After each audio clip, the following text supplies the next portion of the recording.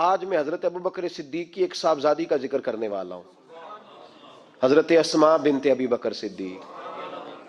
حضرت ابو بکر صدیق کی صاحبزادی ہیں، کہتی میرے ابا جی اس پیار سے گھر میں ذکر کرتے تھے نبی پاک کا کہ میں نے کہا ابا جی اب مجھ سے برداشت نہیں ہوتا، مجھے بھی کلمہ پڑھوائیں، میں نے بھی غلام بننا ہے۔ 16 بندے مسلمان ہوئے تھے، 17ویں نمبر پر حضرت اسماء بنت ابو بکر صدیق نے کلمہ پڑھ لیا۔ 17واں نمبر، السابقون الاولون میں سے، پہلے لوگوں میں حضرت اسماء کا تذکرہ ہے، ابتدائی لوگوں میں مسلمان ہو گئی، شروع میں بالکل سٹارٹ میں۔ اللہ نے انہیں 100 سال کے قریب عمر عطا فرمائی ہے۔ یہ 1 صدی کا قصہ ہے، 2-4 برس کی بات نہیں۔ اللہ نے 100 سال عمر دی۔ فرماتی ہیں میں 20 سال سے عمر میری کم تھی جب میں نے کلمہ پڑھا تھا۔ توجہ ہے میری بات پر؟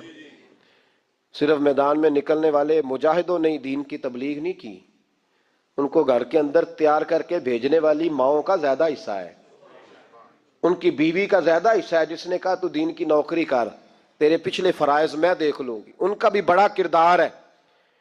دین اسلام پر جس شخصیت نے سب سے پہلے اپنا خون پیش کیا وہ مرد نہیں، وہ ایک عورت ہے۔ حضرت عمار بن یاسر کی والدہ سب سے پہلی شہیدہ ہے۔ دین کے لیے پہلا خون ایک عورت نے دیا ہے، حضرت سمیہ رضی اللہ تعالیٰ عنہ۔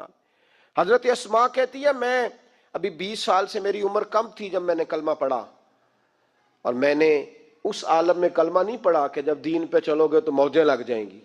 میں نے کلمہ پڑھا کہ سارا مکہ ہمارا مخالف تھا، میں نے کلمہ پڑھا تو میرے گھر کی طرف لوگ سخت نظروں سے دیکھتے تھے، میرے والد روز مار کھا کے آیا کرتے۔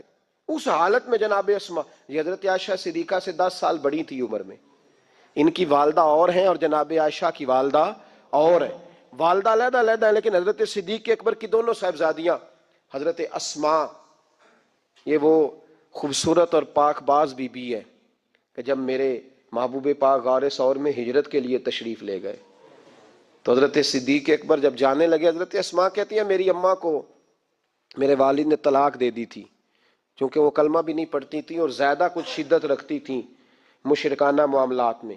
کچھ لوگ تو کہتے ہیں حضور کے اعلان نبوت سے پہلے ہی جناب صدیق اکبر نے انہیں علیحدہ کر دیا تھا، لیکن حضرت اسماء فرماتی ہیں کہ میرے والد نا مجھ سے ذرا زیادہ محبت کرتے تھے، میرے والد ذرا مجھ سے، کیونکہ میری والدہ موجود نہیں تھی تو حضرت صدیق اکبر زیادہ پیار کرتے۔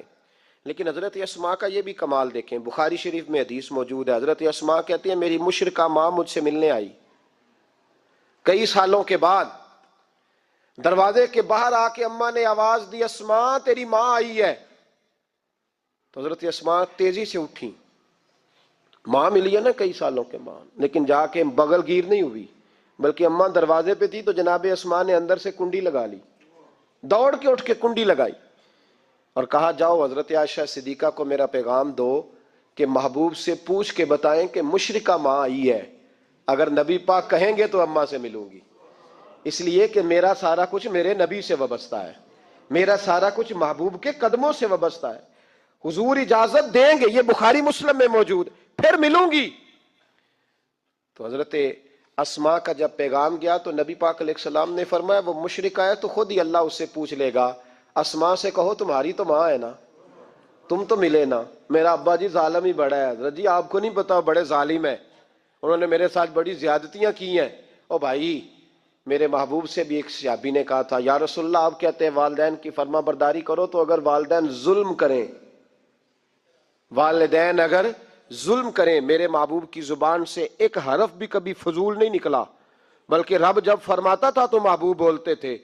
اس نے ایک دفعہ کہا حضور اگر والد ظلم کرے، تو نبی پاک نے 3 دفعہ فرما او یظلمو او یظلمو او یظلمو، اگر وہ ظلم بھی کریں ظلم بھی کریں ظلم بھی کریں تو پھر بھی تو نے ماں باپ کی فرما برداری کرنی۔ 3 دفعہ محبوب نے ارشاد فرما۔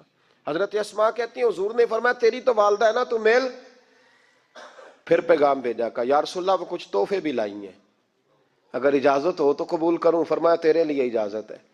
حضرت اسماء اتنی مضبوط مسلمان تھی کہ اماں مشرکہ تھی، لیکن اس کے قریب جانا انہوں نے پسند نہ کیا جب تک حضور اجازت نہ دے۔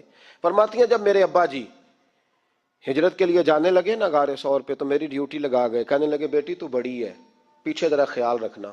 کہتی ہیں 60,000 دینار تھے گھر میں، والد گرامی جب گئے تو ہر چیز ہی ساتھ لے گئے، ایک پیسہ نہیں چھوڑ کے گئے۔ کہتی میرے دادا نابینا تھے حضرت ابو قحافہ، بعد میں مسلمان ہو گئے۔ وہ آئے اور آ کے کہنے لگے اسماء تیرا ابا سارا کچھ لے گیا ہے، کچھ چھوڑ کے بھی گیا ہے۔ تو کہتی ہیں میں اب پریشان ہو گئی، کیا جواب دوں، دادا جی بوڑھے ہیں، یہ تو احتجاج کریں گے۔ کہتی ہیں کہا نہیں نہیں بڑی خیر ہے، بڑا کرم ہے۔ کہا نہیں مجھے بتا کچھ چھوڑ کے گیا ہے، مجھے امید نہیں ابو بکر کچھ چھوڑ کے جائے گا۔ اور جب محمد ابن عبداللہ صلی اللہ علیہ وسلم پہ خرچ کرتا ہے تو ہر چیز ہی لٹا دیتا ہے، بتا کچھ چھوڑ کے گیا ہے؟ تو حضرت اسماء کہتی دادا جی بوڑھے تھے تو مجھے تجویز آئی، میں جلدی جلدی سے اٹھی، چھوٹے چھوٹے روڑے میں نے ایک گھڑے میں رکھے، اس کے اوپر میں نے ٹاٹ ڈال دیا۔ میں نے کہا دادا جی پیسے ہیں، ان کا بازو تھام کے تو میں نے وہاں لگا دیا ٹاٹ کے اوپر۔ کہتی ٹاٹ کے اوپر لگایا، یہ نہیں بتایا نیچے کیا۔ میں نے کہا یہ دیکھیں۔ کہنے لگی اچھا اچھا ٹھیک ہے، میں نے یہ نہیں کہا پیسے ہیں، غلط بات بھی نہیں کی، اے دیکھیے۔ کہتی ہیں دادا جی کو تسلی ہو گئی، وہ مطمئن ہو گئے۔ وہ مطمئن ہوئے تو میری آنکھوں میں آنسو آ گئے، میں رو پڑی۔ میں نے کہا دیکھو رب کریم اس عمر میں مجھ سے کیسی خدمتیں لے رہا۔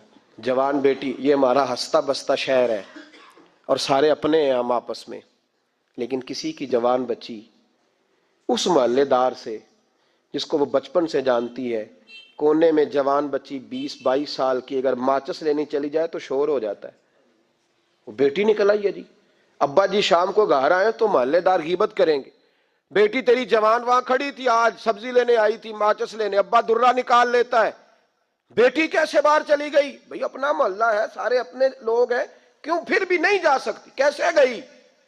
5413 فٹ اونچی غار ہے، غار ثور۔ اور جب ہم وہاں جاتے ہیں تو تجربہ کار حاجی مشورہ دیتے ہیں، کہتے ہیں سویرے سویرے جانا فجر کی نماز کے وقت، ورنہ دوپہر میں جانا بڑا مشکل ہوتا ہے۔ 3 بوتلیں بغل میں پانی کی، رستے میں 4-5 جگہ جو ہے وہ بیٹھنے کی جگہ بنی ہوئی ہے، وہاں ڈھابے ہیں چائے کے، بوتل کے، پانی کے، رستے بن گئے۔ لیکن جب حضرت صدیق اکبر نبی پاک کو لے کے گئے کوئی رستہ نہیں تھا، دشوار گزار گھاٹی تھی۔ کہنے لگے محبوبہ آپ کو تکلیف ہوگی، آپ میرے کندھوں پہ بیٹھ جائیں، پبا پہاڑ قدم نہیں جے لاؤندا تے 100 پہاڑ تے چڑھیا جاندا، او پیا جاندا جے یار نبی دا، اے اصلی دلدار نبی دا۔ حضرت صدیق اکبر حضور کو لے گئے، ڈیوٹی لگائی، فرمایا اسماء میں نہیں چاہتا، پریشانی جتنی مرضی ہے، ایمرجنسی جتنی مرضی ہے، پر میری محبت گوارا نہیں کرتی کہ حضور سرکے اور کھجور پہ گزارا کریں، بیٹے تازہ کھانا پکا کے پہنچانا ہے۔ 5413 فٹ اونچی غار اور دن کو ڈر آئے۔ حضرت اسماء کہتی ہے میں روز تازی روٹی پکاتی، کھانا تیار کرتی، جب دنیا سو جاتی تو میں پہنچا کے آتی۔ کون حضرت ابو بکر صدیق کی محبت کا اندازہ کرے گا؟ کون اس گہرائی تک جائے گا؟ حضرت اسماء کہتی ہے ایک دن کپڑا ہی کوئی نہیں تھا گھر میں، عورتیں نا سینہ بند باندھا کرتی تھی، عرب کے لوگ کھلے کپڑے پہنتے تھے تو کمر بند باندھتی تھی، اسے نتاق کہتے تھے۔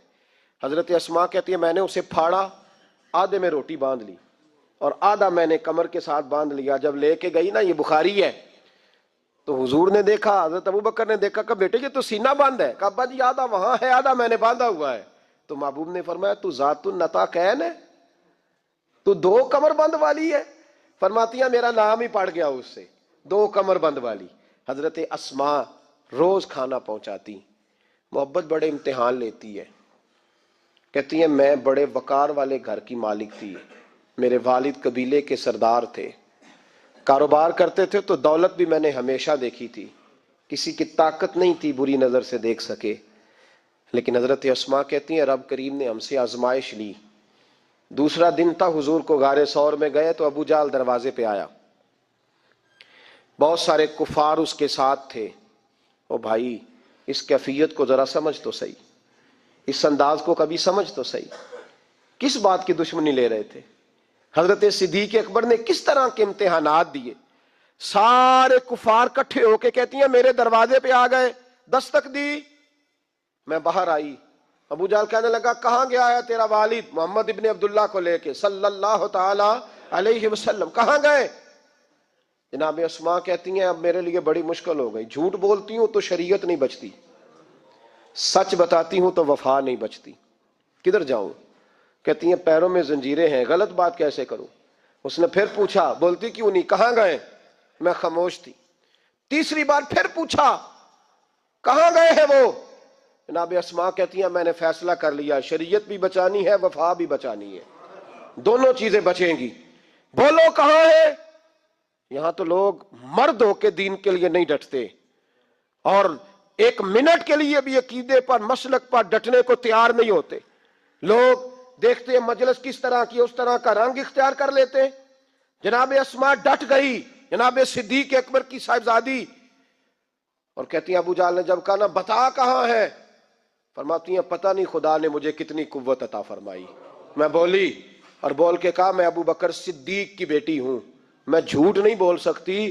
کہنے لگی ابو جہل سن، مجھے پتا ہے وہ دونوں کہاں ہیں، پر میں تمہیں بتاؤں گی کوئی نہیں، مجھے پتا ہے پر میں تمہیں، وہ ہلکا یارا تو برے شم کی طرح نرم، رزم حق کو باطل ہو تو فولاد ہے مومن، پتا ہے مجھے وہ کہاں ہے، پر جرت ہے تو پوچھ کے دکھا۔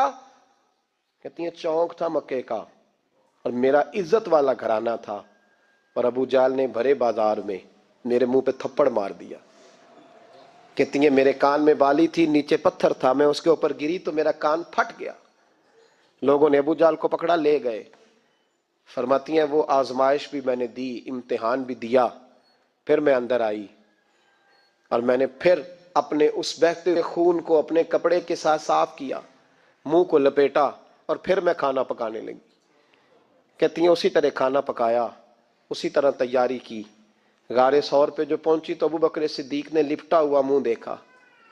بیٹی کو تکلیف میں دیکھے اور پھر باپ رات سو جائے، یہ ہو نہیں نہ سکتا۔ تو کہا اسما بیٹے چہرے کو کیا ہوا، کیا بات ہے؟ عرض کی کچھ نہیں ابا جی۔ فرمایا نہیں بیٹے کوئی تکلیف ہے، کوئی چوٹ ہے؟ نہیں ابا جی کچھ نہیں۔ حضور نے فرمایا اسما کھول نہ بیٹے چہرہ کیا ہے۔ جناب اسما نے کپڑا ہٹایا تو خون بہنے لگا۔ کیا ہوا؟